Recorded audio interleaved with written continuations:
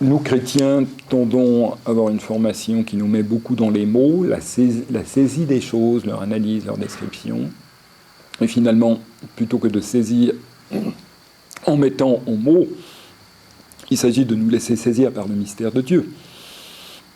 Et il y a dans la tradition chrétienne tout un courant qu'on appelle la voie négative, la via negativa en latin, en grec c'est la voie apophatique qui consiste à aller au-delà des mots, accepter de laisser les mots pour entrer dans un mystère qui nous saisit et qui est de l'ordre de l'indicible. Et c'est un courant qu'on n'a pas souvent su exploiter de façon suffisante pour le laisser vivifier la tradition, en tout particulier au sein du catholicisme et du protestantisme. C'est une espèce de filon mystique qui existe, une source, mais qu'on n'a pas su exploiter, ou à laquelle on n'a pas su s'abreuver. Et l'essence même du bouddhisme, c'est justement de conduire au bout de cette voie négative. C'est un apophatisme poussé jusqu'à l'absolu. En langage biblique, c'est un refus de toute espèce d'idolâtrie. C'est un refus radical de toute espèce d'idolâtrie. Alors avec la question, est-ce qu'il y a place pour un mystère comme le Christ dans un système qui envoie tout à la casse, à ce point-là, quoi. Je dis bien, c'est un refus de toute idolâtrie. Et si on considère que le Christ n'est pas une idole, il y a peut-être une place pour lui dans ce système-là. Mais ça, c'est la question des chrétiens, c'est pas la question des bouddhistes. Les chrétiens peuvent se servir, c'est ce que font un certain nombre de chrétiens, justement, de cette capacité de la méditation un peu les zen, entre guillemets, à tout envoyer à la casse. Mais qui laisse entendre qu'une fois que tout a été envoyé à la casse, que le Christ revient. Il revient, mais d'une autre manière, entièrement purifié. Et c'est ça que j'entends par se servir du bouddhisme comme d'un, je ne sais pas si on dit un enzyme ou une enzyme, je ne sais plus si c'est masculin ou féminin.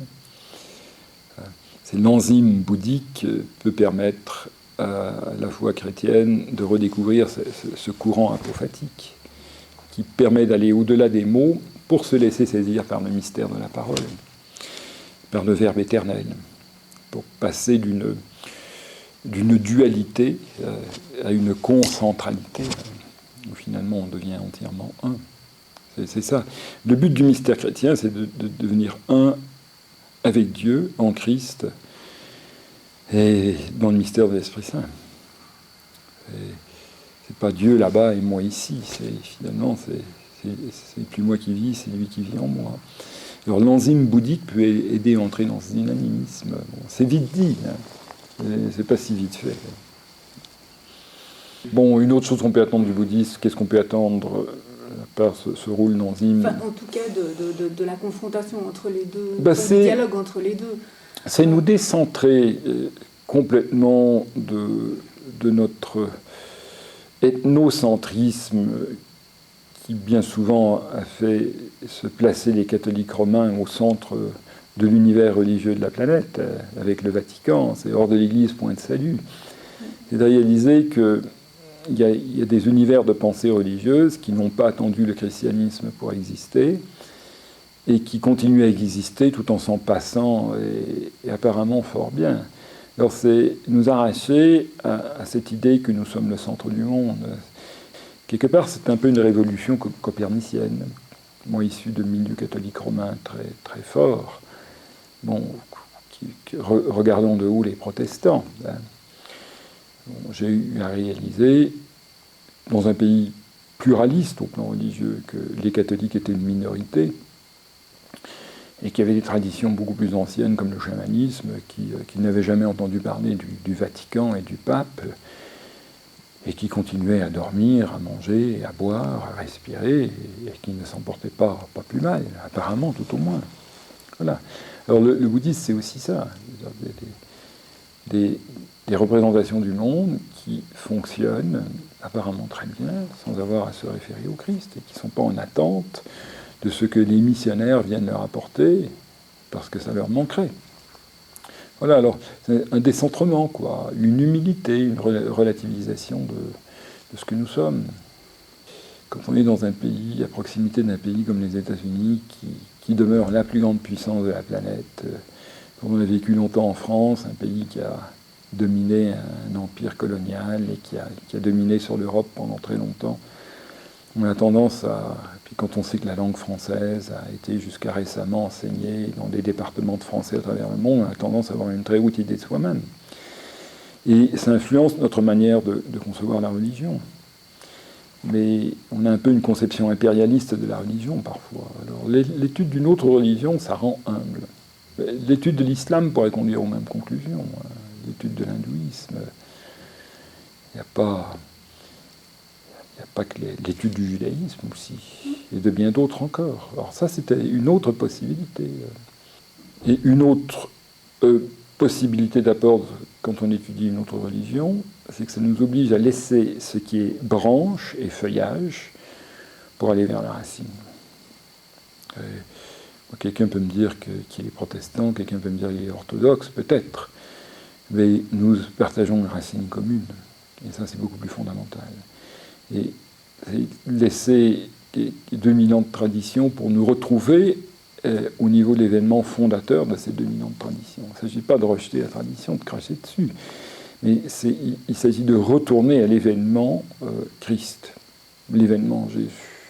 Si je résume quels sont les trois grands apports d'une rencontre avec le bouddhisme, le premier, c'est une redécouverte possible de l'apophatisme. Le second, c'est un décentrement par rapport à notre ethnocentrisme.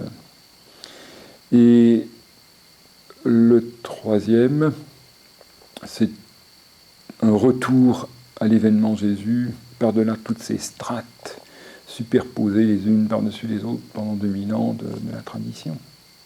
Voilà. Est-ce que le fait que vous soyez jésuite a favorisé cette possibilité de rencontre avec le bouddhisme?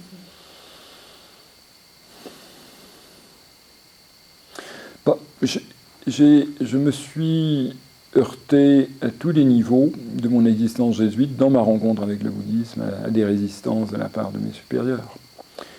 Et j'ai triomphé de tous les obstacles jusqu'à maintenant. Et il est bien évident que l'une des grandes préoccupations du père général des jésuites, Adolfo Nicolas, c'est la rencontre avec les autres religions pour apprendre à regarder le monde d'un autre point de vue.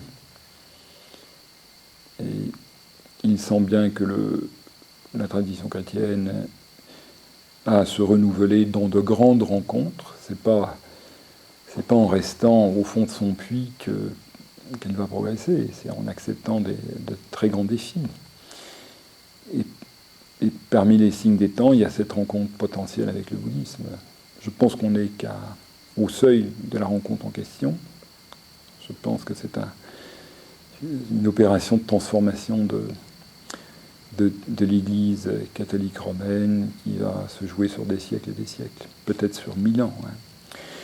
Ce qu'on peut en attendre, c'est une transformation de notre civilisation, meilleure, et puis des perspectives de développement de paradigmes plus adéquats pour la sauvegarde de la planète.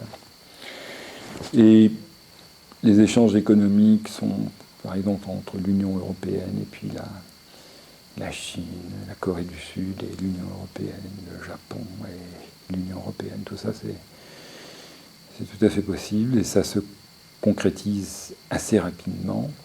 Mais des échanges culturels et religieux de haut vol, ça c'est quelque chose de beaucoup plus subtil, plus insaisissable, et ça demande en réalité beaucoup plus de temps. Mais ça peut laisser sur les civilisations de la planète des traces beaucoup plus durables que l'on laissera, beaucoup plus positives au moins, que la civilisation du pétrole. Parce que la civilisation du pétrole, elle va laisser des traces, ça c'est certain. Mais est-ce que ce seront de bonnes traces?